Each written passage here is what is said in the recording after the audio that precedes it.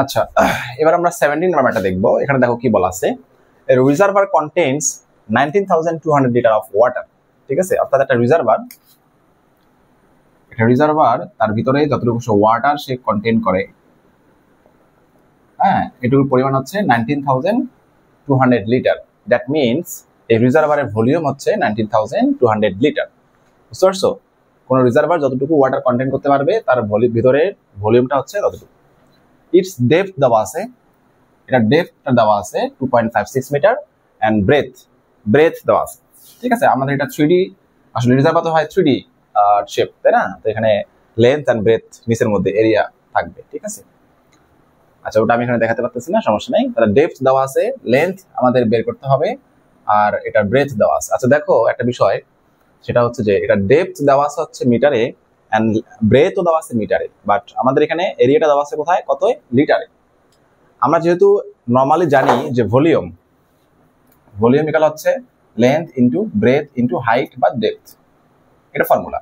তো আমরা এখানে ভলিউমের জায়গায় ভলিউমের ভ্যালুটা বসাই দিব, তারপরে আমরা এখান থেকে লেন্থটা বের করব।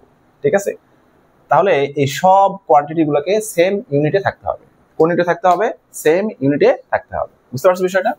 তাহলে আমাদের ভলিউমটাকে কিসে নিয়ে আসতে হবে? কিউবিক মিটারে নিয়ে আসতে হবে। কিসে নিয়ে আসতে হবে? Cubic metre. তাহলে লিটারের সঙ্গে কিউবিক মিটারের যে ইয়েটা, ব্রিজটা, সেটা আমরা কি জানি বলতো? উই নো 1000 লিটার ইকুয়াল হচ্ছে 1 কিউবিক মিটার। বুঝতে পারছো? তাহলে আসো, তাহলে এত লিটার কত হবে? তাহলে 19200 লিটার ইজ ইকুয়াল হচ্ছে 19200 ডিভাইড বাই হচ্ছে 100 কিউবিক মিটার। ওকে, তিনটা শূন্য দিয়ে যদি আমরা এটাকে কাটি, তাহলে আমরা পাবো 192 কিউবিক মিটার। ঠিক আছে, দুটো শূন্য কেটে যাবে, আটটা শূন্যর জন্য পয়েন্টটা একটা ডিজিট সামনে চলে আসবে। তাহলে আমি ডিরেক্ট লিখতে পারলাম 192.2 মিটার কিউব বা কিউবিক মিটার।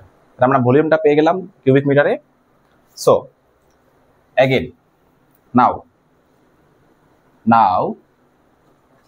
উই নো দুইবার হয়ে গেল, তাই না? আচ্ছা সমস্যা নাই, যে কি আমি একটু শর্টকাট লিখি, তোমরা পড়ে লিখবা। Length into breadth into height, length into breadth into height equal হচ্ছে ভলিউম।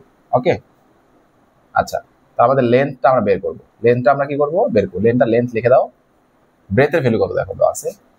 আমরা চাইলে এই ভ্যালুগুলো আগে লিখে দিতে পারতাম, যে গিভেন ব্রেথ 2.5 আর ডেপথটা হচ্ছে 2.56 ইকুয়াল হচ্ছে, এটা কত পেলাম?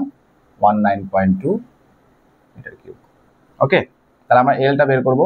তাহলে এল ইকুয়াল হচ্ছে আমাদের এখানে 19.2, এগুলো সব মাল্টিপ্লিকেশন আছে, এদিকে আসে ডিভিশন হয়ে যাবে, ইনটু হচ্ছে 2.56। তো এইগুলোকে যদি আমরা ডিভাইড করি, তাহলে আমরা এটা আনসারটা পেয়ে যাব।